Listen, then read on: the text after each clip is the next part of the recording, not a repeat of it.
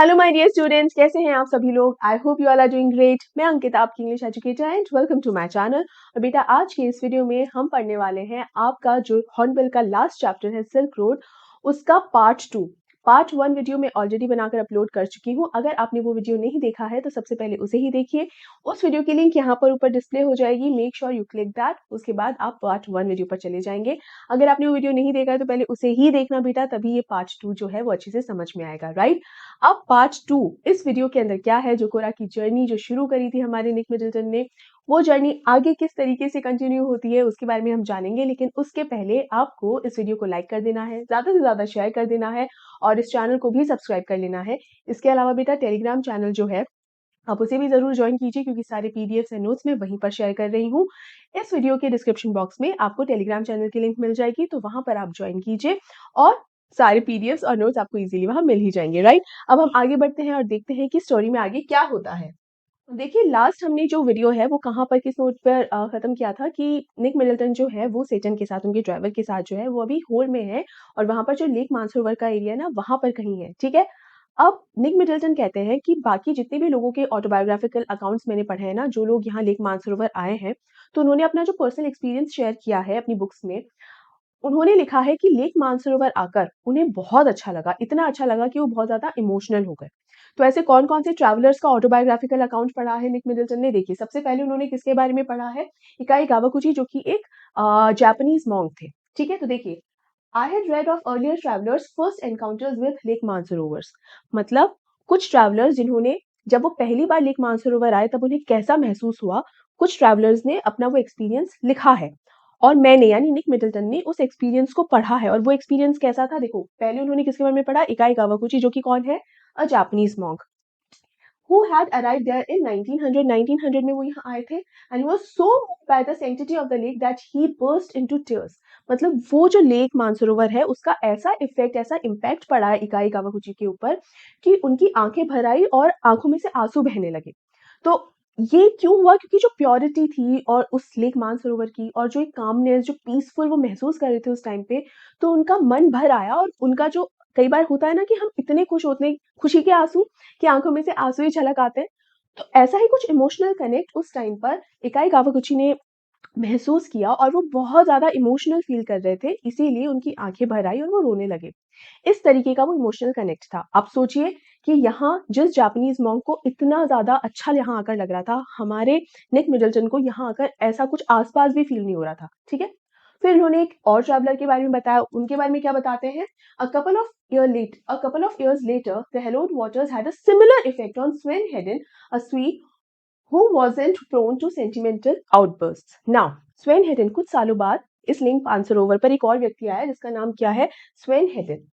अब स्वेन हेडन जो है वो he was not prone to sentimental outburst. मतलब कुछ लोग होते हैं ना जिनके सेंटिमेंट्स इतने ज्यादा स्ट्रांग नहीं होते, जैसे कुछ लोग तो है बहुत जल्दी से रिएक्ट कर जाते हैं कि अच्छा हाँ क्या, बहुत ज्यादा रिएक्शन आता है। कुछ लोग ऐसे होते हैं जो बिल्कुल एक जैसे रहते हैं हर सिचुएशन में, बहुत ज्यादा रिएक्ट नहीं करते, बहुत ज्यादा बोलते नहीं है। अच्छा ये कैसा लग रहा है, चीनी डाल दिए चाय में, कैसी लग रही है, हाँ ठीक है। चीनी नहीं डाली, आज तो चाय फीकी है, कैसी लग रही है, हाँ ठीक है। मतलब इसका ये कहने का ये मतलब ऐसा नहीं, उन्हें कोई फर्क नहीं पड़ता, ऑफ कोर्स पड़ता है, लेकिन सेंटिमेंटल आउटबर्स्ट कुछ लोगों के जो रिएक्शंस होते हैं वो उतने ज्यादा स्ट्रांगली नहीं आते, बिल्कुल भी नहीं आते इनफैक्ट। और स्वेन हेडन ऐसे लोगों में से एक है। इस बात पर मैं ज्यादा जोर इसलिए दे रही हूँ बेटा, क्योंकि एक ऐसा व्यक्ति जो बहुत ज्यादा रिएक्ट करता भी नहीं है, वो व्यक्ति को भी आंखों में आंसू आ गए, वो व्यक्ति भी लेक मानसरोवर आकर एक इमोशनल कनेक्ट फील कर रहा था और उसका भी दिल भर आया, है ना। तो इस बात पर कि भाई बिल्कुल भी इतना ज्यादा सेंटिमेंटल और इमोशनल नहीं था ये व्यक्ति, फिर भी लेक मानसरोवर आकर इस व्यक्ति को एक अलग ही एहसास, एक अलग ही अनुभूति, शांति की अनुभूति हो रही थी, राइट। लेकिन निक मिडल्टन को इतना ज्यादा स्ट्रॉन्ग रिएक्शन तो छोड़ो, उसके आसपास भी ऐसा कुछ फील नहीं हो रहा था। अब ऐसा क्यों नहीं हो रहा था, क्या उन्हें कोई ऐसी चीज थी जो वो पसंद नहीं आ रही थी, हाँ। और द थिंग इज, उनको जो चीज पसंद नहीं आ रही थी, एक तो ये कि यहाँ पर जो है साफ सफाई उतनी नहीं थी। साफ सफाई का एज इन कि बहुत ज्यादा डर्टी जो लोग आते हैं, ये मैंने पिछले वीडियो में भी आपको बताया था कि टूरिस्ट भी आते होंगे, पिलग्रिम्स भी आते हैं, टेंट्स लगते हैं, तो कई बार ना कचरा डस्टबिन में नहीं फेंकते हैं। अब ये तो आपका और मेरा ही काम है ना कि कचरे को हम, हमारा कचरा तो डस्टबिन में फेंके। तो बहुत ऐसे गंदगी सी थी। उसके अलावा जो निक मिडल्टन की तबीयत है वो यहाँ पर हो आते आते काफी खराब भी हो गई थी। खराब कैसे, एक तो उनका सर बहुत ज्यादा दर्द कर रहा था, इस मोमेंट पे हमें सिर्फ यही पता है कि निक मिडल्टन का जो सर है बहुत ज़्यादा दर्द कर रहा था और वो बहुत परेशान हो रखे थे। इसके अलावा उनकी क्या तबीयत खराब है वो हमें अभी तक नहीं पता है, अब आगे पता चलेगा। तो देखिए, एक तरफ तो निक मिडल्टन क्या बता रहे हैं कि मैंने जिन ऑटोबायोग्राफिकल अकाउंट्स को पढ़ा है जिसमें इस जगह पर आने की बात कही गई है, एक तरफ तो ये बताते हैं कि कितना इमोशनल कनेक्ट, और उसके बाद जब अपनी खुद की बात बताते हैं तो इमोशनल कनेक्ट वो सब तो छोड़ो, वो क्या बताते हैं कि मेरा एक नाक बंद हो गया, वो अपने जुकाम के बारे में बात करने लगते हैं। तो देखो क्या होता है, one of my nostrils was blocked again and as I lay down to sleep I wasn't convinced that the other would provide me with sufficient oxygen. मतलब कहते हैं कि मेरा एक नाक तो पूरी तरीके से बंद हो गया था और मुझे पूरा यकीन था कि मैं जैसे ही लेटूंगा ना मेरे दूसरी नाक से भी मुझे प्रॉपर सांस नहीं मिलने वाली है।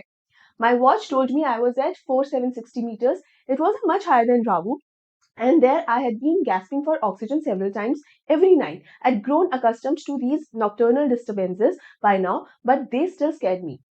नॉकटर्नल का मतलब क्या होता है बेटा, रात में नींद नहीं आती ना जिसको। तो यहाँ पर कह रहे हैं कि मैं जब रावू में था ना और अभी यहाँ पर हो रहा हूँ, तो जो होर है वो रावू से बहुत ज्यादा हाइट पर नहीं है, मतलब हाइट का डिफरेंस बहुत ज्यादा नहीं है।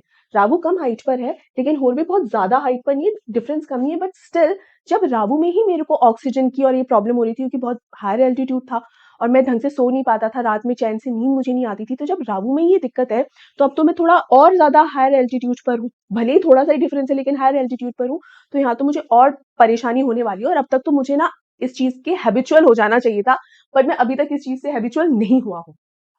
Tired and hungry, I started breathing through my mouth. After a while, I switched to single nostril power, which seemed to be admitting enough oxygen. But just as I was drifting off, I woke up abruptly.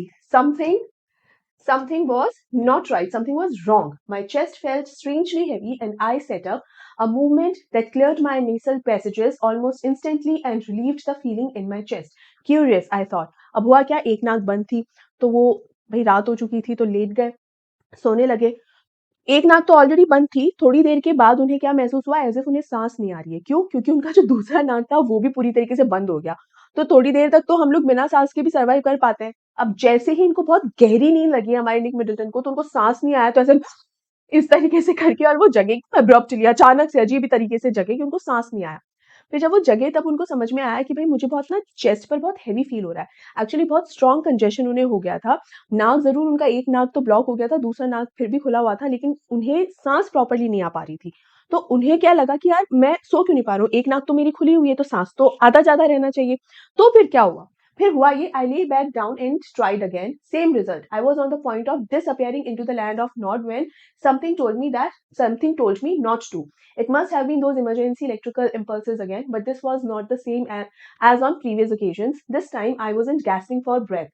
I was simply not allowed to go sleep. अब हो क्या रहा था, इनको अभी समझ में नहीं आ रही। ये जो पैराग्राफ है ना, उससे ये समझो आप कि अभी निक मिडल्टन है, उनको जुकाम बहुत तेज, बहुत स्ट्रॉन्ग जुकाम लग चुका है, इतना तेज कि उनको एक्चुअल में समझ में नहीं आ रहा है कि मुझे हो क्या रहा है। ऐसा नहीं था कि उनको सांस नहीं आ रही, वो सांस ले पा रहे हैं, proper breathe in breathe out हो पा रहा है, एक नाक खुला हुआ है, लेकिन उनके चेस्ट में कंजेशन इतना ज्यादा हो गया है कि जैसे ही वो सोने के लिए लेटते हैं तो वो चैन से सो नहीं पा रहे हैं। लेकिन इस चीज का निक मिडल्टन को समझ नहीं आ रही है कि मुझे इतना कंजेशन शायद हो गया, वो नहीं समझ पा रहे हैं। ये तो ये क्या कहते हैं कि मेरे को पता ही नहीं कि हो क्या रहा है, बस ये है कि मैं जैसे ही सोता हूँ ना, तो सोते ही मैं नींद नहीं ले पा रहा हूँ। गहरी नींद में जाते ही मुझे ऐसा लग रहा है कि जैसे मैं कभी उठ ही नहीं पाऊंगा, मतलब मैं सोता ही रह जाऊंगा, पता चला कि मैं कभी उठा ही नहीं, है ना। तो इसलिए इनको समझ ही नहीं आ रहा है कि चल क्या रहा है। ठीक, तो इन्होंने क्या डिसीजन लिया, that it's better not to sleep tonight. तो देखिए क्या होता है, sitting up once more immediately made me feel better. भाई मैं लेटने लगता था, मैं सो नहीं पाता था, मुझे चेस्ट पर बहुत हैवी हैवी फील होता था। तो उन्होंने क्या सोचा, मैं जैसे ही बैठ जाता हूँ, उठकर बैठ जाता हूँ, वो ज्यादा बेटर है। I could breathe freely and my chest felt fine, but as soon as I lay down, my sinuses filled and my chest was odd. जैसे ही मैं लेटा था, साइनस होता है वो स्वेल हो जाता है, मतलब सूज जाता है, तो मैं प्रॉपर सांस आना बंद हो जाता है, चेस्ट जो है उसमें मतलब प्रॉपर चेस्ट, मतलब बहुत अजीब उन्हें फील होता है। ये जो बोल रहे हैं ना चेस्ट वाज ऑड, तो उन्हें चेस्ट में बहुत अजीबोगरीब फील होता है। अगेन वो कंजेशन की वजह से ही होता है क्योंकि लंग्स प्रॉपरली काम नहीं कर पाते होंगे। I tried propping myself upright against the wall, but now I couldn't manage to relax enough to drop off. I couldn't put my finger on the reason, but I was afraid to go to sleep. A little voice inside me was saying that if I did, I might never wake up again. So I stayed awake all night.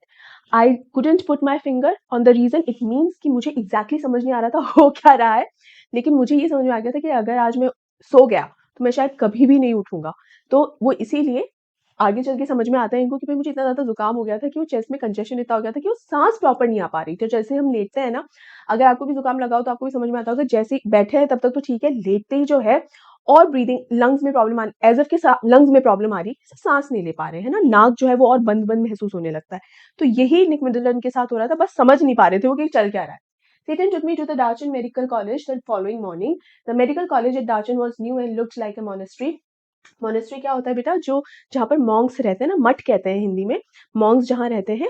तो ये जो hospital है, hospital की एक image होती है हमारे दिमाग में, लेकिन ये हॉस्पिटल, इसका बिल्डिंग जो है वो हम यूजुअली जैसे हॉस्पिटल्स की बिल्डिंग्स या उनके जो कैंपस जैसे होते हैं वो वैसा नहीं था। बिल्कुल ऐसे कि जैसे कोई मोनेस्ट्री हो, जैसे कोई एक जहाँ मॉन्क्स रहते हैं, मठ जो है, बिल्कुल वैसा सा लग रहा था, ठीक है। From the outside with a very solid door that led into a large courtyard, we found the consulting room, which was dark and cold and occupied by a Tibetan doctor who wore none of the paraphernalia. अब यहाँ क्या होता है, सबसे पहले तो जब वो हॉस्पिटल में घुसने लगते हैं तो बाहर जो बड़ा सा दरवाजा होता है, उस दरवाजे को देखकर लगता है कि जैसे तो हम हॉस्पिटल में नहीं, किसी मोनेस्ट्री में जा रहे हो, मठ में जा रहे हो। उसके बाद अंदर जब जाते हैं तो डॉक्टर के पास जब जाते हैं तो डॉक्टर को देखकर अगेन, डॉक्टर की भी हमारे दिमाग में एक इमेज रहती है ना कि व्हाइट कोट पहना हुआ होगा, एक स्टेथोस्कोप गले में लटकाया हुआ होगा, है ना। ये इमेज है हमारे दिमाग में, हर एक प्रोफेशन की, उससे रिलेटेड आदमी की इमेज होती है कि ऐसा होगा, कोई बिजनेस कॉर्पोरेट इस तरह से कोई है तो कोर्ट में इस तरह से रहेगा, राइट। इसे ही पैराफर्नेलिया कहा जाता है कि आपके प्रोफेशन से जुड़ी हुई चीजें, जैसे यहाँ पर अगर मैं डॉक्टर की बात करूं तो डॉक्टर अगर मैं बोलूं, आप एक्सप्लेन करो कि दिखने में क्या टूल्स इक्विपमेंट्स उसके पास होंगे, तो आप स्टेथोस्कोप बोलोगे और आप जो है उसका व्हाइट कोट बोलोगे, right. So that is paraphernalia, right. Then I would be expecting no white coat. He looked like any other Tibetan with a thick pullover and a woolly hat. When I explained my sleepless symptoms and my sudden aversion to lying down, he shot me a few questions while feeling the veins in my wrist. अब क्या होता है, ना तो उन्होंने white coat पहना हुआ था, ना कोई स्टेथोस्कोप था, कुछ नहीं था। इनफैक्ट उन्होंने जो एक रेडिश ब्राउन कलर का ऑरेंजिश सा जो रोब होता है ना, जो मॉन्क्स यूजुअली पहनते हैं, सिमिलर टू दैट उन्होंने एक रोब पहना हुआ था डॉक्टर ने, एक हैट भी पहनी हुई थी, क्योंकि इतनी ठंड है तो व्हाइट एप्रन पहनेंगे तो भाई डॉक्टर को डॉक्टर की जरूरत पड़ जाएगी, है ना। तो इस तरीके से उन्होंने रोब पहना हुआ था। फिर डॉक्टर ने जब पूछा भाई क्या हो गया, तो इन्होंने बताया निक मिडलटन ने कि भाई मुझे क्या हो रहा है, मैं प्रॉपर सो नहीं पा रहा हूँ, मतलब एवर्जन टू लाइंग डाउन, मतलब जैसे ही मैं लेटता हूँ मैं लेट नहीं पा रहा हूँ, मैं जल्दी से उठ जाता हूँ, ठीक है। और उसके बाद उन्होंने कुछ क्वेश्चन पूछे डॉक्टर ने, उनकी वेन्स चेक करते हुए, कलाई, मतलब हमारी जो वेन्स चेक करते हैं ना कलाई पकड़ के, वो चेक करते जा रहे हैं डॉक्टर और इनसे क्वेश्चंस पूछते जा रहे हैं, अच्छा और क्या लग रहा है, और क्या लग रहा है। एंड फाइनली वो क्या जवाब देते हैं, इट्स अ कोल्ड, कि भाई तेरे को ज्यादा कुछ नहीं हुआ है, जुकाम हुआ है तेरे को, है ना। बट जुकाम इतना तगड़ा जुकाम हो गया है, इतना ज्यादा कंजेशन हो गया है कि हमारे निक मिडलटन को समझ ही नहीं आ रही है। होता है ना कहीं, मतलब हल्का सा कई बार बुखार होता है लेकिन वो इतना जोर मार देता है कई बार, उससे वैसे नुकसान नहीं होता लेकिन हमारा दिमाग प्रॉपर काम नहीं कर रहा होता है। निक मिडलटन के साथ वही हो रहा है अभी। He said finally through Satan, a cold and the effects of altitude. I'll give you something for it. Higher altitude पर भी जब हम जाते हैं ना तो कई लोगों, सब लोगों को अलग अलग दिक्कत होती है। अगर हम पहाड़ियों की बात ना करके अगर हम सीधा फ्लाइट की ही बात करें, तो जैसे मैंने आपको पिछले वीडियो में भी बताया था कि जब हम फ्लाइट में जाते हैं, जब टेक ऑफ करने लगता है तो कई लोगों की उस एयर प्रेशर की वजह से उससे कान बंद हो जाते हैं, कई लोगों को कानों में बहुत पेन होता है। जो बहुत छोटे बच्चे होते हैं ना, उन्हें कहा जाता है कि टॉफी चबा लेनी चाहिए, क्योंकि चबा लेनी एज स्वेलो करनी चाहिए, क्योंकि जब हम स्वेलो करते हैं ना तब भी कान में जो पेन हो रहा होता है ना, उससे काफी आराम मिलता है। तो जब हम हायर एल्टीट्यूड पे जाते हैं ना तो अलग अलग लोगों को अलग अलग चीजें फील होती हैं, कभी किसी को नौजिया फील होता है, कोई डिजी महसूस करता है ना। सबका अलग अलग वो इशू होता है। और हायर एल्टीट्यूड पे आकर ये होता ही है क्योंकि आप उस वाले एटमोस्फेयर के हैबिचुअल नहीं होते हो। तो निक मिडलटन के साथ भी इसीलिए इशू हो रहा है कि एक तो जुकाम लग गया है यहाँ पर, और ये हायर एल्टीट्यूड पर आए हैं, इस उसके भी ये सिम्टम्स है ना, इस वजह से ये फील हो रहा है। I asked him if he thought I would recover enough to be able to do the Quora. Oh yes, he said, you will be fine.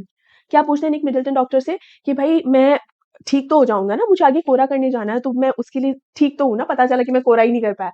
हाँ हाँ, जुकाम है, कोई दिक्कत नहीं है, कुछ दिनों के बाद एकदम ठीक हो जाओगे और कोरा करने के लिए एकदम फिट एंड फाइन हो जाओगे। I walked out of the medical college clutching a brown envelope stuffed with 15 screws of paper.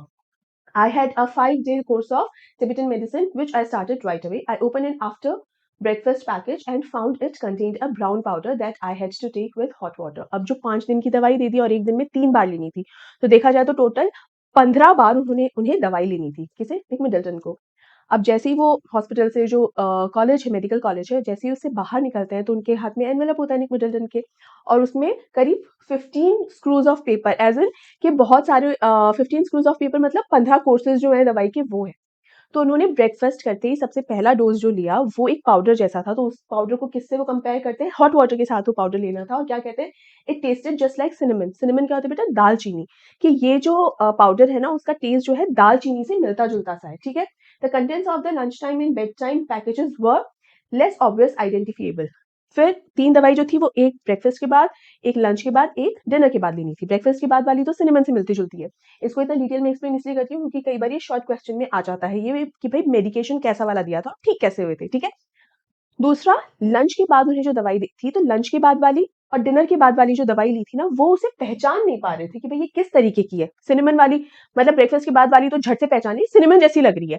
ये दोनों नहीं पहचान पा रहे थे, तो क्या बोलते हैं, both contained small spherical brown pellets, मतलब गोलियां सी थी, छोटी छोटी गोलियां सी होती है ना, वैसी दवाइयां थी। And they look suspiciously like sheep dung, मतलब भेड़ की जो बीट होती है ना बिल्कुल दिखने में ऐसी थी, ब्राउन कलर की सी गोल गोल। कहते दिखने में तो बिल्कुल वो शीप के जो भेड़ होती है उसकी बीट जैसी थी, लेकिन चलो ठीक है। But of course, I took them. That night, after my first full day's course, I slept very soundly like a log, not a dead man. मतलब जैसे ही उन्होंने पहले दिन का अपना तीनों टाइम का कोर्स किया ना, मतलब फर्स्ट डे ही, और ब्रेकफास्ट लंच डिनर के बाद की दवाइयाँ जो ली, उसके बाद ही उनको काफी राहत मिली और वो बिल्कुल इस तरीके से सोए जैसे लाइक अ वुडन लॉग, मतलब डेड मैन की तरह नहीं कि भाई बहुत अच्छी और साउंड स्लीप थी वो, है ना। Once he saw that I was going to live, Satan left me to return to Lhasa. As a Buddhist, he told me he knew that it didn't really matter if I passed away, but he thought it would be bad for business. अब यहाँ बड़ी मजेदार चीज होती है, क्या होता है इसको लेकर स्पेशली क्वेश्चन भी आपके एनसीईआरटी में, ठीक है, वहां पर भी मैंने वहां भी मैं समझाऊंगी। बट यहाँ पर क्या बोल रहे हैं कि जैसे ही तबीयत वगैरह थोड़ा नेक्स्ट डे ठीक लगा, कि सेटन को लगा कि हाँ निक मिडलटन को छोड़कर जाया जा सकता है, अभी अपने आप सर्वाइव कर जाएगा, तो सेटन क्या बोलता है निक मिडलटन से कि तुम अगर कुछ भी तुम्हारे साथ हो जाता, मतलब अगर तुम मर भी जाते तो मुझे इतना फर्क नहीं पड़ता, लेकिन लोगों को अगर पता चलता तो भाई मेरे बिजनेस पर नुकसान हो सकता था कि एक आदमी, एक टूरिस्ट जिसके साथ गया था और देखो वो मर गया, तो मेरे बिजनेस पर और यहाँ पर जितना टूरिज्म है उस पर बहुत नेगेटिव इम्पैक्ट पड़ेगा अगर तुम्हारी डेथ हो गई तो, इसलिए बस मैं तुम्हारे साथ रुक गया, वरना तुम जी रहे हो मर रहे हो मुझे फर्क नहीं पड़ता। एंड व्हाई डिड ही से सो, देखो यहाँ के लिखा है एज बुद्धिस्ट। निक मिडलटन ने स्पेशली क्यों लिखा कि बुद्धिस्ट होने के नाते उसने कहा, क्यों, अगर आपको अपनी क्लास 10th का जो चैप्टर है सरमन एट द बनारस, अगर वो चैप्टर याद है तो उसके अंदर जो गौतम बुद्ध है उन्होंने एक टीचिंग, उन्होंने एक लर्निंग दी थी किसा गौतमी को, और हम सबको ये समझाने की कोशिश की थी कि जो डेथ होती है इट इज इनएविटेबल, मतलब आप कुछ भी कर लो, हाँ ऐसा नहीं है कि कोई इंसान उसकी अगर डेथ हो गई तो हमें बुरा नहीं लगेगा, of course we do feel bad, लेकिन डेथ हो जाने का ये मतलब नहीं है कि बस हम उसी दुख के अंदर उलझ कर रह गए, हमें ये बात एक्सेप्ट कर लेनी चाहिए एक पॉइंट के बाद कि हाँ डेथ होती है, डेथ इज इनएविटेबल और हम उसका फिर कुछ कर नहीं सकते, राइट। तो ये जो एक एक्सेप्टेंस आ जाती है ना बुद्धिस्ट में, तो since Satan is also a Buddhist और उसके अंदर इस चीज को लेकर एक एक्सेप्टेंस थी कि हाँ लोगों की डेथ हो जाती है, ये कोई एकदम शॉकिंग वाली चीज नहीं कि क्या मर गया, हाँ लोग एक पॉइंट के बाद मर ही जाते हैं, इस बात की एक्सेप्टेंस हमारे सेटन में है, इसलिए वो ये कहता है कि मुझे वैसे कोई फर्क नहीं पड़ता तुमसे, लेकिन बिजनेस के लिए खराब होता इसलिए मैं रुक गया था, ठीक है ना। Darchen didn't look so horrible after a good night sleep, मतलब वही डार्चन, वो जो जगह थी वहां पर जो उसको पहले इतना बुरा लग रहा था निक मिडलटन को, वो जगह अब इतनी खराब नहीं लग रही थी। क्यों नहीं लग रही थी, क्योंकि अब उनकी तबीयत बढ़िया हो गई थी, बेहतर हो गई थी और इतनी अच्छी नींद आई थी।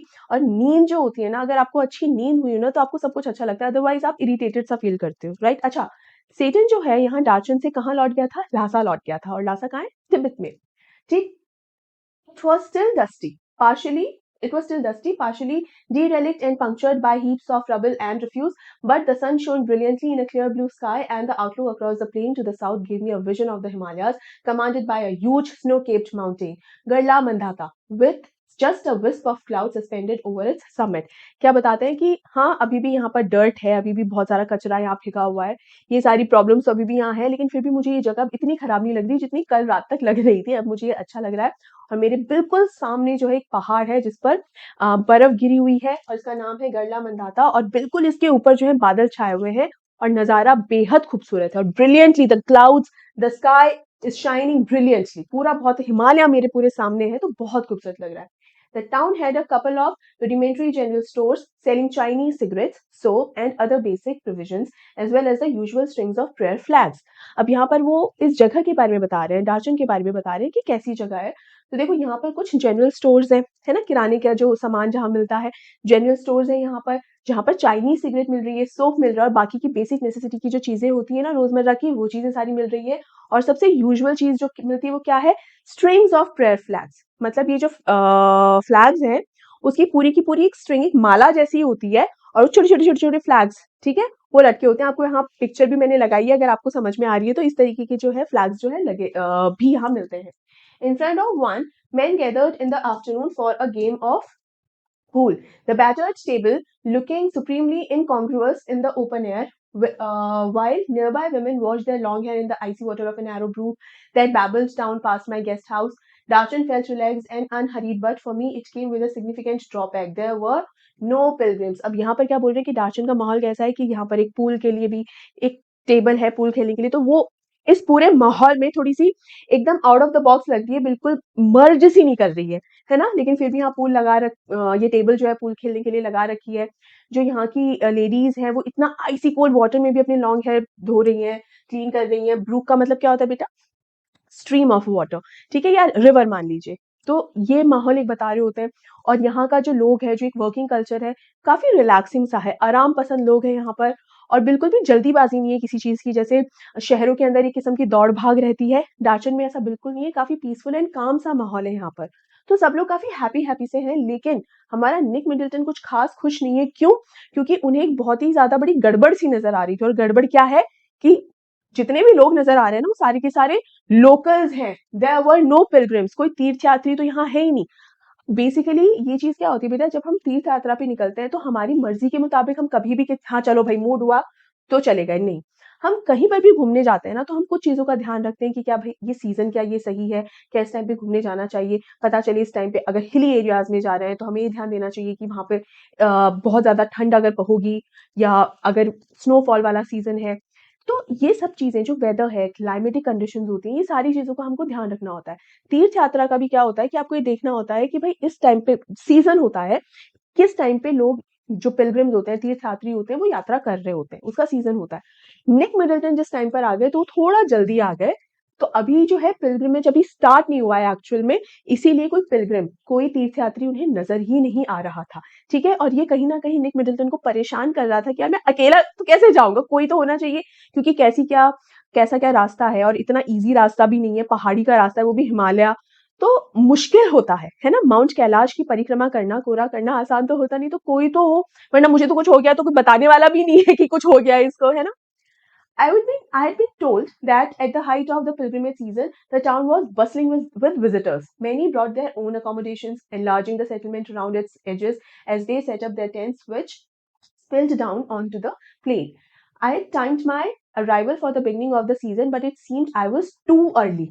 क्या कहते हैं कि इन्होंने अपनी जो जितनी भी स्टडी, जितना भी होमवर्क करके यहाँ आए थे ना, कोरा के बारे में, पिलग्रिम्स, इनके बारे में जो पता करके आए थे ना, तो इन्हें क्या पता चला था कि भाई इस टाइम पे जब सीजन होता है ना तब बहुत सारे पिलग्रिम्स यहाँ होते हैं।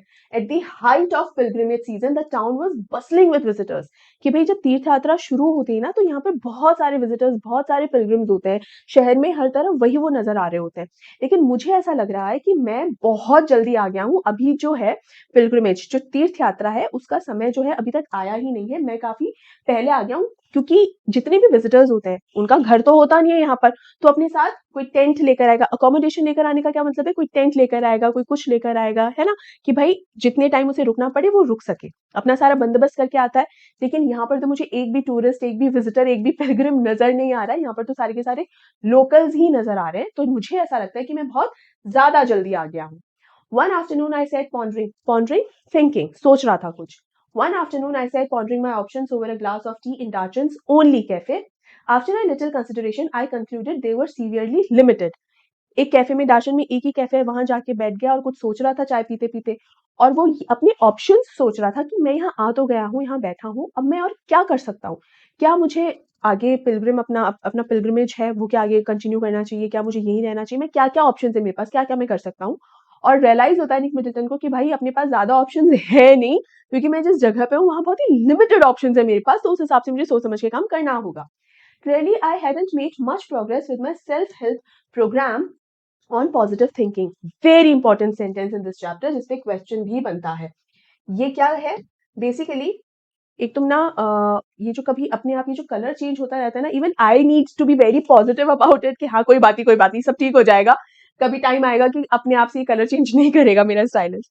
क्या है, मैं यहाँ बोल रही हूँ कि निक मिडलटन की इंपॉर्टेंट सेंटेंस इसलिए है क्योंकि निक मिडलटन यहाँ क्या बोलते हैं कि मैंने अपने आप को बहुत ही पॉजिटिव बनाया हुआ है। मैंने जो अपनी सोच है बहुत पॉजिटिव बनाई हुई है कि नहीं चाहे कैसा भी मौसम है, मैं चाहे बहुत ज़्यादा जल्दी यहाँ आ गया हूँ, भले ही मेरे साथ यहाँ पर कोई ऐसा व्यक्ति नहीं है जिससे मैं ज़्यादा बात कर सकूँ, क्योंकि अगेन लैंग्वेज बैरियर है तो ज़्यादा बातचीत नहीं हो पा रही है प्रॉपर्ली। उस मतलब बहुत सारी समस्याएं इस टाइम पे, बहुत सारे चैलेंजेस हैं, कोई साथ में कोई फेमिलियर या नोन पर्सन है ही नहीं, जैसे पहले सेटन और डेनियल था, तो कोई सपोर्ट सिस्टम नहीं है। स्टिल स्टिल अपने आप को पॉजिटिव बनाया था कि सब ठीक हो जाएगा, हाँ एवरीथिंग विल बी फाइन, अपने आप को पॉजिटिव पूरी तरीके से बनाया हुआ था। लेकिन अभी इस मोमेंट पे जो है निक मिडलटन ये सोच रहे हैं कि मैंने अपने आप को इतना पॉजिटिव जो बनाया हुआ है ना, ये जो मैं पॉजिटिव पॉजिटिव थिंकिंग रख रहा हूँ, इतना फायदा शायद मुझे हो नहीं रहा है उसका। ठीक है, अभी यही सब सोच रहे हैं। In my defense, it hadn't been easy with all my sleeping difficulties, but however I looked at it, I could only wait. The pilgrimage trail was well trodden, but I didn't fancy doing it alone. The Kora was seasonal. The Kora was seasonal because parts of the route were liable to blockage by snow. यहाँ क्या कह रहा है, क्या मैं ज्यादा positive बना हुआ होता हूँ लेकिन वो मुझे ज्यादा हेल्प नहीं कर रहा है, लेकिन इसके अलावा मैं और कर ही क्या सकता हूँ। तो बेटर है कि मैं पॉजिटिव ही बना रहूं, क्योंकि मेरी जो स्लीपिंग डिफिकल्टीज अभी भी जो है, दवाई जब ली थी तो उससे तबीयत तो ठीक हो गई, लेकिन नींद वाली जो समस्या है वो अभी भी बनी हुई है, क्योंकि इतनी आसानी से नींद नहीं आती। अगर आप ये सोच रहे हैं कि भाई नींद क्यों नहीं आती, तो आप खुद भी सोचो, कई बार आप जब नई जगह जाते हो ना तो आपको वहां पर नींद नहीं आती है। इनके साथ भी है कि भाई एक नई जगह भी है, अकेले भी है, अब आगे क्या करना है वो भी नहीं पता, अगेन हायर एल्टीट्यूड वाले इश्यूज, बहुत सारी ऐसी चीजें कि एकदम साउंड स्लीप नहीं हो पा रही है। तो एक तो ये डिफिकल्टी तो चली रही है इनके साथ। उसके अलावा वेट करने के अलावा ऑप्शन ही क्या है निक मिडलटन के पास, है ना? क्योंकि अगेन जब मन आया तब तो कोरा करने के लिए नहीं उठ सकते। कोरा जो है वो सीजनल होता है, मतलब मौसम के अनुसार ही होता है, और जब कोरा का मौसम आता है, सीजन आता है, तभी कोरा किया जाता है, मन मुताबिक नहीं किया जाता है। ठीक है, the pilgrimage trail was well trodden but I didn't fancy doing it alone. मतलब जो रास्ता है वो वैसे बहुत अच्छा है, लेकिन मैं अकेले जाने की वहां नहीं सोच सकता। ये जो परिक्रमा है, यस बहुत ही ज्यादा फैसिनेटिंग है, ऑफ कोर्स मैं वो करना चाहता हूँ परिक्रमा, लेकिन मैं उसे अकेले करने का बिल्कुल इमेजिन नहीं कर सकता, because it is not easy, it is seasonal, है ना? और ये सीजनल क्यों है? क्योंकि अलग अलग समय पे, मतलब पूरा रूट जो है, पूरी परिक्रमा जो होती है, उस पूरी परिक्रमा में या पूरे रूट पर अलग अलग जगह, अलग अलग पैचेस पर कई बार ब्लॉकेजेस मिलते हैं स्नो के, है ना? स्नो गिर जाती है, बर्फबारी हो जाती है, ब्लॉकेजेस हो जाते हैं। तो अगर अकेला इंसान है तो वो उसको कैसे क्रॉस करेगा, क्या करना है क्या नहीं करना? तो इट्स बेटर कि आप पूरे ग्रुप के साथ चलो, है ना? I had no idea whether or not the snow had cleared, but I wasn't encouraged by the chunks of dirty ice that still clung to the bank of Darchan's brook. अब यहाँ कोई idea नहीं है हमारे निक Middleton को कि भाई जहाँ पर ब्लॉकेजेस आते हैं इस कोरा के रास्ते में, वहां इस टाइम पर, इस मोमेंट पे जब मैं यहाँ बैठा हूँ इस कैफे में, अभी वो ब्लॉकेजेस है या नहीं है, रूट पूरा साफ है या दिक्कत है आएगी उसमें, मुझे कोई आइडिया नहीं है। मैं सिर्फ अंदाजा लगा सकता हूँ, क्योंकि दार्चन में ये जो ब्रूक है ना, ये जो स्ट्रीम ऑफ रिवर है, इस स्ट्रीम ऑफ रिवर में उसके एजेस पे, किनारों पे अभी भी जो है बर्फ बर्फ सी जमी हुई है। जो चंक्स ऑफ आइस है वो चंक्स ऑफ डर्टी आइस, मतलब देखो डर्टी बोलना इसलिए नहीं अभी भी छोड़ा है क्योंकि ये क्या है कि सफाई नहीं है यार, सफाई नहीं है यार, है ना? लेकिन उस रिवर के किनारों पे जो है बर्फ जमी हुई है, तो उससे मैं सिर्फ अंदाजा लगा रहा हूँ कि आगे चल के और हायर एल्टीट्यूड पे मैं जाऊंगा तो हो सकता है वहां और ज्यादा बर्फबारी हुई हुई मिले मुझे। ठीक है, since Satan had left, I hadn't come across anyone in Dachan with enough English to answer even this most basic question. और समस्या ये है ना, डैनियल है और सेटन भी चला गया, और डार्चन में अगेन लैंग्वेज बैरियर है, और इतना लैंग्वेज बैरियर है कि वो सिंपली इतनी सा भी नहीं कोई समझ पा रहा है कि भाई आगे बर्फ होगी या नहीं होगी, स्नोफॉल हुई होगी या नहीं हुई होगी। तो इतनी बेसिक से क्वेश्चन को भी कोई आंसर मेरे नहीं कर पा रहा है, और वो भी सामने वाले की बेसिक सी बात भी नहीं समझ पा रहे निक मिडलटन। ठीक है, क्योंकि बिल्कुल लैंग्वेज एक दूसरे की नहीं जानते। Until that is, I met Norbu. The cafe was small, dark, and cavernous, with a long metal stove that ran down the middle. The walls and ceiling were wreathed in sheets of multicolored plastics of the stripped variety, broad blue, red, and white, that is made into stout. voluminous shopping bags sold all over China and in many other countries of Asia as well as Europe. As such, plastic must rate as one of China's most successful exports along the Silk Road today. यहाँ basically क्या है, ये क्या बताते हैं, जिस cafe में बैठे होते हैं वो बताते हैं कि इस कैफे के अंदर ना प्लास्टिक शीट्स से कुछ चीजें कवर करी हुई हैं कलर देने के लिए। जैसे कई बार ट्यूबलाइट होती है ना, तो कलर्ड प्लास्टिक शीट से ट्यूबलाइट को कवर कर दिया जाता है। मान लो पिंक कलर की प्लास्टिक शीट है, उसे कवर कर दिया, तो जब ट्यूबलाइट ऑन करेंगे ना तो पिंक कलर का इफेक्ट आएगा। तो ऐसे different colour, red, white, blue, इस कलर में जो है अलग अलग प्लास्टिक शीट्स अलग अलग जगह लगाई हुई है। उस कैफे को पूरा एक्सप्लेन कर रहे हैं। एक तरफ मेटल का स्टोव है और एकदम अलग थलग सा है ये कैफे, बहुत ज्यादा भीड़ भाड़ यहाँ नहीं है, तो यहाँ पर बैठे रहते हैं। और उसके अलावा क्या बताते हैं कि चाइना में सबसे ज्यादा सक्सेसफुली एक्सपोर्ट होने वाली चीजों में से प्लास्टिक एक है ना, कि सिल्क तो है ही one of the most successful exporting products. तो सिल्क तो है ही कि भाई वो सबसे ज्यादा सक्सेसफुली एक्सपोर्ट हुआ है। उसके अलावा एक ऐसा प्रोडक्ट है प्लास्टिक जो बहुत ज्यादा सक्सेसफुली चाइना से जो है एक्सपोर्ट हुआ है, और वही प्लास्टिक से पूरा जो भरा हुआ है ये cafe. The cafe had a single window beside which I had taken a position so that I could see the pages of my notebook. I would also brought a novel with me to help pass the time. और यहाँ पर क्या, एक कोने में एक ही खिड़की है इस कैफे के अंदर, उस खिड़की के पास जो है हमारे निक मिडल्टन बैठे हुए हैं और अपनी नॉवल पढ़ रहे हैं। नॉवल साथ में क्यों लाया कि भाई यहाँ पर मैं अपना टाइम किसी तरह तो टाइम काटूंगा, क्योंकि ऐसा तो यहाँ कुछ करने के लिए है नहीं, तो वहाँ बैठे बैठे जो है नॉवल पढ़ रहे हैं। और इस पूरे सेटिंग के अंदर वो किसे देखते हैं, निक मिडल्टन की एक आदमी है जो एंटर करा है। ये आदमी का नाम क्या है, नॉर्बू। ठीक है, now Norbu saw my book when he came in and asked with a gesture if he could sit opposite me at my rickety table.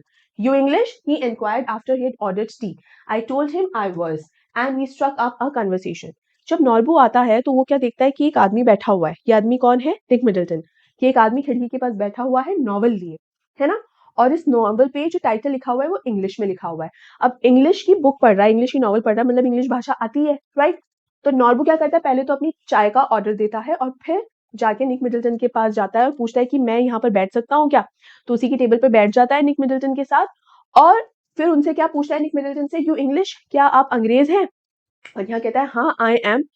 और जैसे ही ये बात पूछता है तो उनकी कन्वर्सेशन शुरू हो जाती है। नाउ फाइनली एक ऐसी जगह पे जहां निक मिडल्टन की भाषा समझने वाला कोई नहीं है, फाइनली एक आदमी आया जो खुद भी इंग्लिश बोलता था और ये लोगों की कन्वर्सेशन शुरू हो गई। यहां से एक चीज समझना बेटा, हमें अपनी लाइफ में ऐसा जरूर कोई ना कोई व्यक्ति चाहिए होता है जिससे हम अपनी बात कर सके। यहाँ पर निक मिडल्टन एक ऐसी सिचुएशन में है, ऐसा थोड़ी उनकी फैमिली नहीं या उनके फ्रेंड्स नहीं होंगे, ऑफकोर्स है, लेकिन इस मोमेंट में वो एक ऐसी जगह है जहां पर वो अपनी बेसिक सी बात किसी को नहीं समझा पा रहे। क्यों, ड्यू टू लैंग्वेज बैरियर, है ना। और ऐसी जगह पर उन्हें कोई ऐसा व्यक्ति मिल जाए जो उनकी भाषा अच्छे से जानता है और अच्छे से वो सिर्फ बातें नहीं बल्कि गप्पे लड़ा सकते हैं उस भाषा में, तो ऐसा सुकून और ऐसी राहत मिलती है। और वही सुकून और वही राहत जो है हमारे निक मिडल्टन को भी यहाँ पर मिलती है। ठीक है, इनका कन्वर्सेशन अब शुरू हो जाता है और कन्वर्सेशन में आगे क्या होता है, I didn't think he was from those parts because he was wearing a wind cheater and metal-rimmed spectacles of a Western style. He was Tibetan, he told me, but worked in Beijing at the Chinese Academy of Social Sciences in the Institute of Ethnic Literature. अब जिस तरीके के कपड़े पहने हुए थे ना, उसने क्या पहना हुआ था, नॉर्बू ने एक विंड शीटर पहनी हुई थी, मेटल रिम स्पेक्टिकल्स, मतलब जो चश्मे लगाए हुए थे उसमें मेटल का फ्रेम था, और एक विंड शीटर पहनी हुई थी। तो उसका जो ड्रेसिंग था ना वो बिल्कुल भी डार्चन के लोगों से मिलता जुलता नहीं था। वहां पर लोग ऐसे ऐसे रोब्स वगैरह ज्यादा पहनते थे। तो उसके कपड़े देखकर, तो उसका ड्रेसिंग देखकर तो निक मिडल्टन को लगा कि ये शायद यहाँ का नहीं होगा, लेकिन बाद में समझ में आता है कि नहीं, नॉर्बू जो है वो एक तिब्बतन ही है, तिब्बती है, तिब्बतन है, लेकिन कहाँ काम कर रहा है, बीजिंग में काम कर रहा है। बीजिंग में कहाँ काम कर रहा है, एक चाइनीज अकेडमी है सोशल साइंसेज की, Chinese academy of social sciences में वो काम कर रहा है। और यहाँ पर कहाँ, किस डिपार्टमेंट में काम कर रहा है, इंस्टीट्यूट ऑफ एथनिक लिटरेचर। मतलब नॉर्बू भी क्या है, Norbu is also an academician, वो भी एक प्रोफेसर है। मजे की बात यह है कि हमारे निक मिडल्टन जो है वो भी एक प्रोफेसर है, एकेडमिशियन है, और नॉर्बू भी एक एकेडमिशियन ही है, एक प्रोफेसर ही है, right. I assumed he was on some sort of field work. और वो यहाँ पर आया क्यों है ये Norbu, on some sort of field work. Now what is that field work, basically Norbu जो है वो एक रिसर्च पेपर लिख रहा है। आपकी जितनी भी बुक्स होती है, किसी भी सब्जेक्ट की बुक हो जाए, ठीक है, जो चैप्टर्स लिखे रहते हैं, तो वो चैप्टर्स बैठे बैठे हम थोड़ी लिख देंगे, है ना। मान लीजिए यहाँ पर जैसे ज्योग्राफी की बात अगर हो रही है, तो कोई भी ज्योग्राफी के चैप्टर अगर है तो अगर हिमालय के बारे में लिखा हुआ है तो हिमालय को एक्सप्लोर किया होगा, वहाँ पर जो फिजिकल जोग्राफर्स हैं वो गए होंगे, उस जगह को एक्सप्लोर किया होगा, फिर वो चैप्टर लिखा होगा। तो इसी तरीके के जो चैप्टर्स होते हैं या रिसर्च पेपर्स होते हैं, उससे पहले काफ़ी फील्ड वर्क करना पड़ता है, मतलब जिस जगह के बारे में लिखते हैं वहाँ पर जाना पड़ता है। यहाँ पर नॉर्बू जो है वो किस बारे में रिसर्च कर रहा है? कोरा के बारे में। नाउ नॉर्बू ने कोरा के बारे में काफ़ी कुछ पढ़ा है, काफ़ी कुछ लोगों से इंटरव्यू भी किया है, लेकिन वो सब क्या है? सेकेंडरी इन्फॉर्मेशन है। फर्स्ट हैंड इन्फॉर्मेशन क्या होगी? जब नॉर्बू खुद उस कोरा पर जाएगा, तब उसको जो एक्सपीरियंसेस होंगे, तब उसको जो इन्फॉर्मेशन मिलेगी, that is the first hand experience, है ना? तो बाकी सारी चीजें, बहुत सारी चीजें, बहुत सारा डेटा तो उसे पूछकर, बुक्स में रीड करके बहुत सारा डेटा तो वैसे कलेक्ट कर लिया है, बट जो मोस्ट इंपॉर्टेंट चीज बची है वो क्या है? खुद इस कोरा पर आकर उस चीज को समझना कि भाई कोरा होता क्या है। पर्सनल एक्सपीरियंस जो है वो अलग ही बात होती है ना? दूसरे का एक्सपीरियंस पढ़ के हम उस चीज को सिर्फ एक एंजॉय कर सकते हैं, उस चीज को हम फील नहीं कर सकते कभी भी। फील सिर्फ पर्सनल एक्सपीरियंस से ही आता है ना? तो यहाँ पर अपने उस रिसर्च पेपर के लिए ही, काम करने के लिए ही जो है नॉर्बू यहाँ आया है ना? Yes and no, he said. I have come to do the Quora. My heart jumped. Norbo had been writing academic papers about, जो मैं रिसर्च पेपर बोल रही हूँ वो academic papers ही होते हैं. Academic papers about the Kailash Quora and its importance in various works of Buddhist literature for many years. He told me, but he had never actually done it himself. जैसा कि मैंने आपको बताया कि ये कुछ रिसर्च पेपर्स लिख रहा है और काफी समय से नॉर्बो इस चीज पे काम कर रहा है कि कोरा जो है, ये जो कैलाश कोरा है, वो क्यों इंपॉर्टेंस रखता है, क्या इंपॉर्टेंस है, उसका कल्चरल इंपॉर्टेंस क्या है और बुद्धिस्ट लिटरेचर में इस कैलाश कोरा के क्या मायने हैं। अगर आपको याद हो तो मैंने पार्ट 1 वीडियो के अंदर बताया था कि कोरा जो होता है उसे टिबेटन मेडिटेशन भी कहा जाता है। अलग अलग नामों से अलग अलग मान्यताएं हैं, बट परिक्रमा जो होती है माउंट कैलाश की, कैलाश पर्वत की, उसे ही कोरा कहा जाता है। एक तरीके की तीर्थ यात्रा है ये, ठीक है? उसी से ही सिमिलर ये जर्नी होती है ना?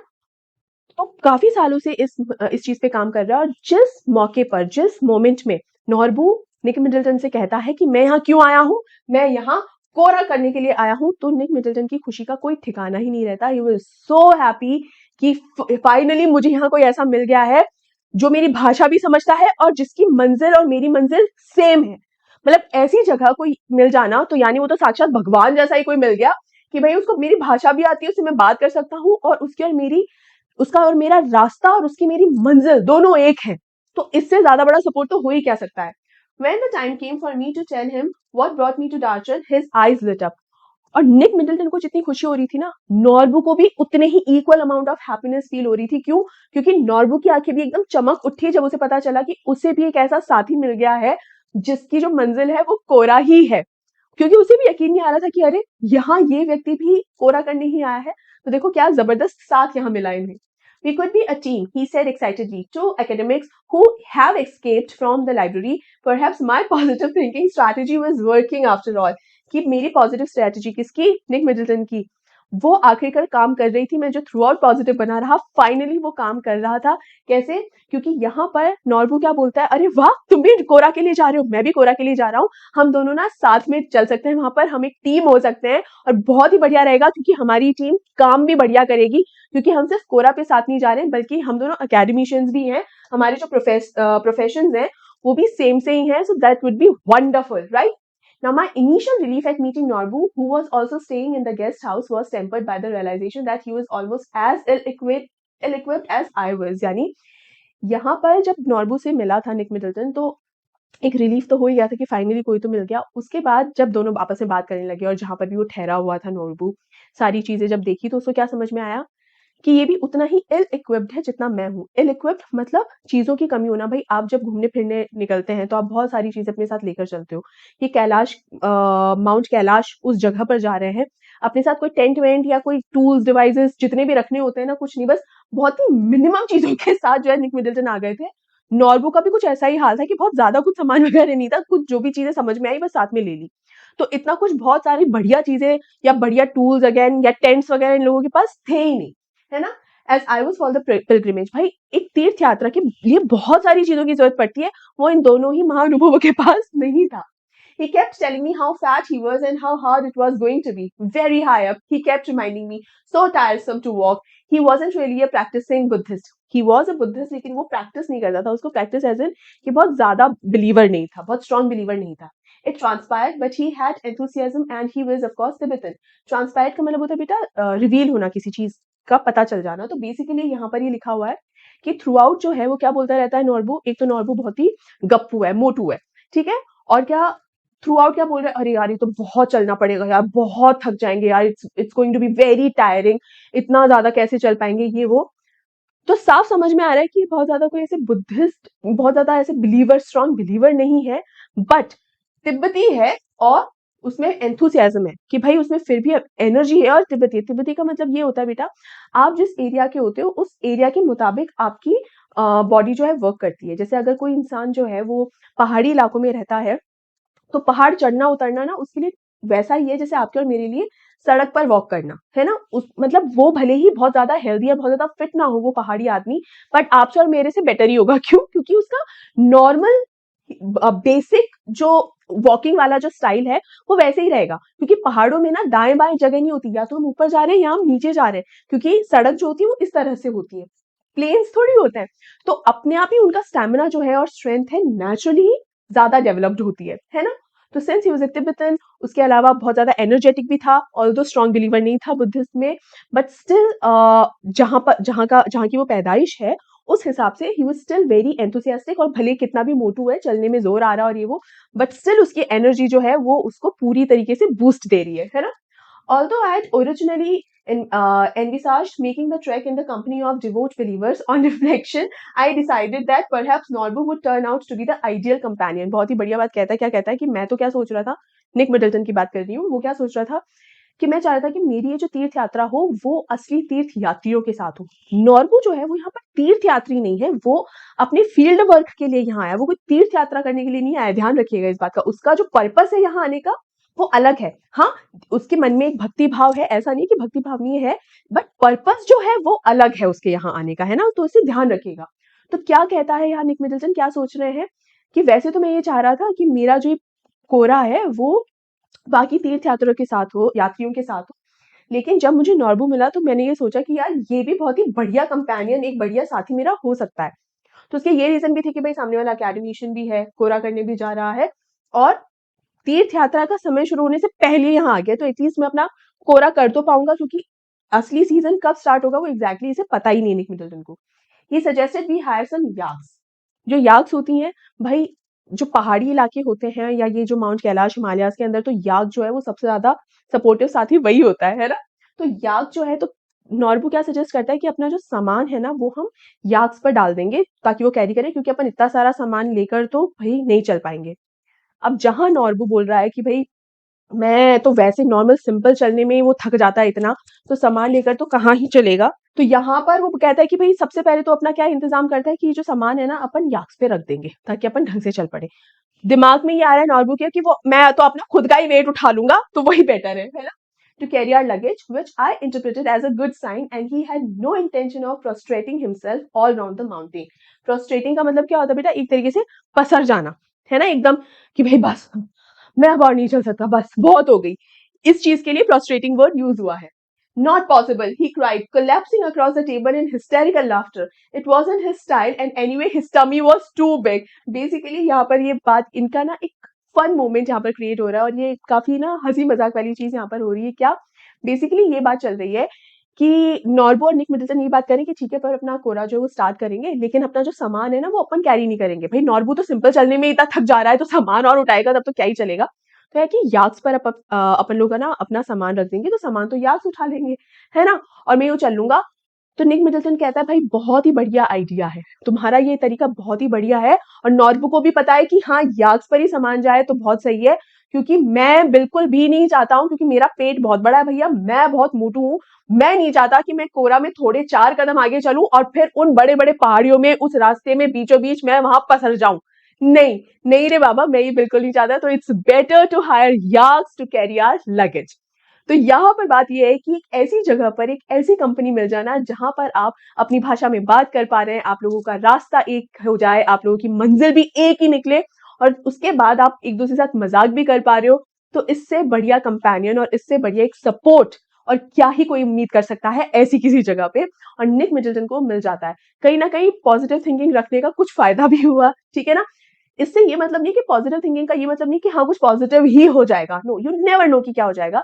द थिंग इज, जब हम पॉजिटिव थिंकिंग रखते हैं ना तो जब तक रिजल्ट नहीं आता है, तो रिजल्ट तो बेटा अच्छा भी हो सकता है, बुरा भी हो सकता है, लेकिन रिजल्ट आने तक हमारा जो सोच होता है, अगर हम पॉजिटिव रहेंगे तो एटलीस्ट रिजल्ट तक तो हम खुश रहेंगे, रिलैक्स रहेंगे, है ना?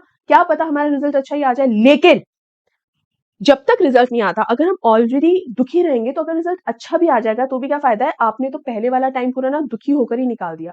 तो बेसिकली जो प्रेजेंट टाइम है जिसे आप जी रहे हो, आप उसके अंदर जितना खुश और जितना पॉजिटिव रह सकते हो उतना रहो, क्योंकि आगे चल के क्या होगा, यहाँ रिजल्ट का मतलब है भविष्य, कि भविष्य में क्या होगा क्या नहीं, उसकी चिंता करके हम अपना प्रेजेंट भी बिगाड़ लेते हैं। तो it's better to always think positive, to remain positive. इतना आसान नहीं होता है, let me tell you, but still it's a very good and a very healthy practice. Alright, तो बेटा यहाँ पर हमारी पूरा चैप्टर जो है वो कंप्लीट होता है। आई होप ये चैप्टर आपको पसंद आया होगा। और पार्ट 2 ये वीडियो कैसा लगा मुझे जरूर बताइएगा। कहीं भी कोई भी डाउट हो तो आप मुझसे ज़रूर पूछिए बेटा। पार्ट 1, पार्ट 2 दोनों में से किसी भी वीडियो के अंदर कोई भी कहीं भी कोई भी कन्फ्यूजन लग रहा है, ज़रूर मुझसे पूछिएगा। ये वीडियो कैसा लगा, ये चैप्टर कैसा लगा, वो भी मुझे ज़रूर बताइएगा। और इस वीडियो को लाइक करना मत भूलिए, ज़्यादा से ज़्यादा शेयर करना मत भूलिए। एंड मेक श्योर बेटा कि आप इस चैनल को भी ज़रूर सब्सक्राइब कीजिए और टेलीग्राम चैनल को जॉइन करना मत भूलिए, जहाँ पर आपको सारे नोट्स और पीडीएफ्स में शेयर कर रही हूँ। राइट, तो मिलते हैं जल्द ही अगले वीडियो के अंदर, जो कि होने वाला है NCERT solutions of this chapter. तब तक अपना ध्यान रखना है। Take care and good bye.